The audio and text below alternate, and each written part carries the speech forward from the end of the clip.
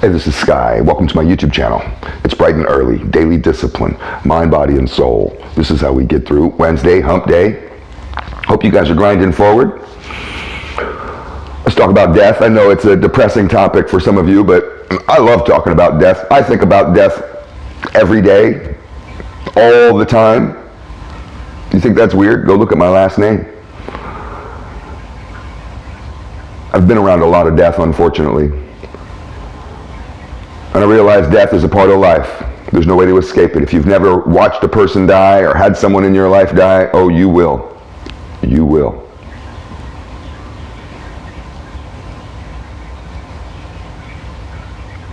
But it always makes you think about your own life. And are you on the right track? And is this life even worth it? Am I making this a meaningful, valuable life? Am I wasting my time?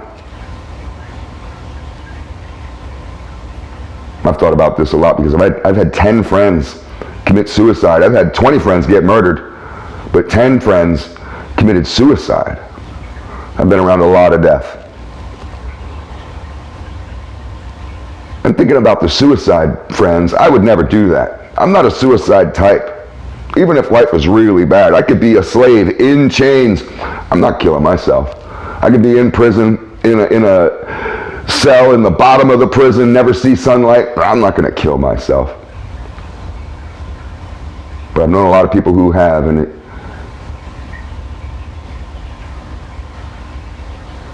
makes you think about your own life.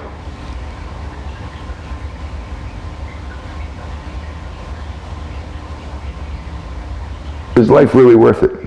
Is it worth living? Alan Watts talks about this in kind of a cynical way, and he kind of makes fun of it and says, you know, why not kill yourself? Why are you so clutched to life? What's so great about life?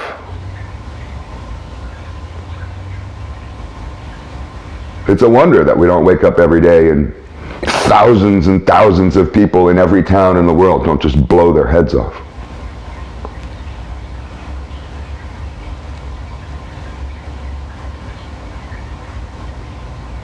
Imagine this.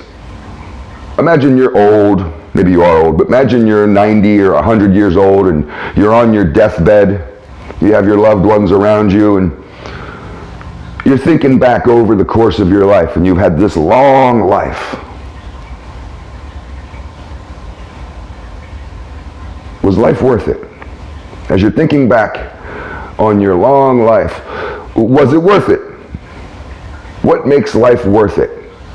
Just the amount of time? You reached 100? Or is it what you do and the connections that you make?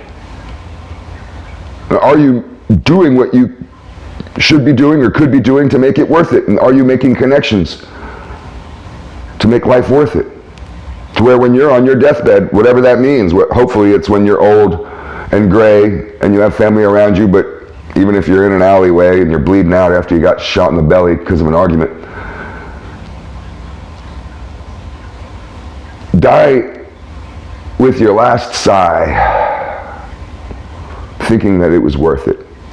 It's all worth it. I did what I was supposed to. I came here and I accomplished what I was sent here to do. Now, not everybody is going to be able to feel that way, and you may still have a lot to do.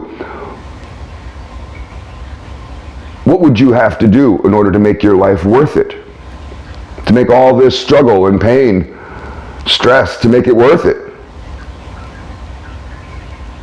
Now, I'm not talking about clutching to life, because in Buddhism they talk about clutching to life is one of the roots of all suffering. Is grasping, attachment.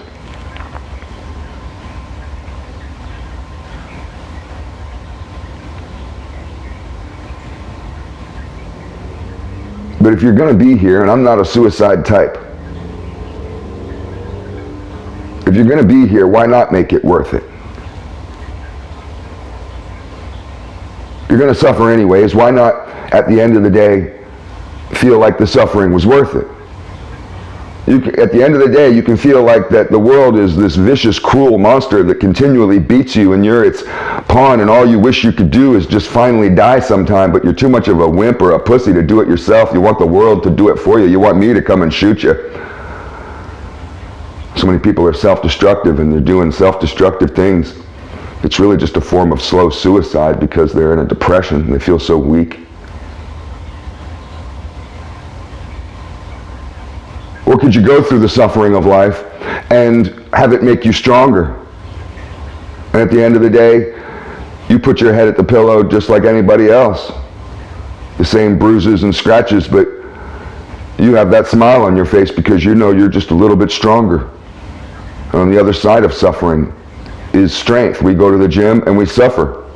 Self-induced suffering. And the people that don't really sweat enough or work out enough, they don't get in shape. They don't get stronger. If you have a lazy life of a little protective bubble around you, you'd be a pussy. The hardships of life make you hard. People always tell me, Sky, you're so strong. I'm covered in scars. I've been beaten with baseball bats. My own dad shot at me. That's how I got strong. Surviving, suffering. But what would make all this suffering worth it? You're going to suffer today. What would make the suffering of today worth it? And if you live every day that way, with this purpose and meaning behind your striving forward, going around or through or over or under obstacles instead of running from them, and you did this even in just little steps every day, what would your life look like? What would it look like when you get to be old and gray and you're on your deathbed and you're looking back? Or maybe, God forbid, some unfortunate accident happened. You get in a plane crash or a car crash or a meteorite falls out of the sky and crushes you as you're just walking down the street. Could you have a mindset of accomplishment? Feeling like that this life has been worth it. Sure, you still have more to go. And it can be sad if somebody is taken off of their path and, oh, he could have been so great. It's too bad he died so young. But to have a mentality of everything I'm doing is worth it helps you to escape the fear of death because you have a sense of accomplishment behind you after each day. I may not have gotten to where I wanted to go, but I tried my hardest. And that sensation, the noticing of I tried my hardest, being able to feel solid and righteous behind that. Some of you are liars and you say that, but some of you really do try. You say that with tears in your eyes. I'm trying my hardest. That's what makes life worth it. That's all that matters. Food for thought.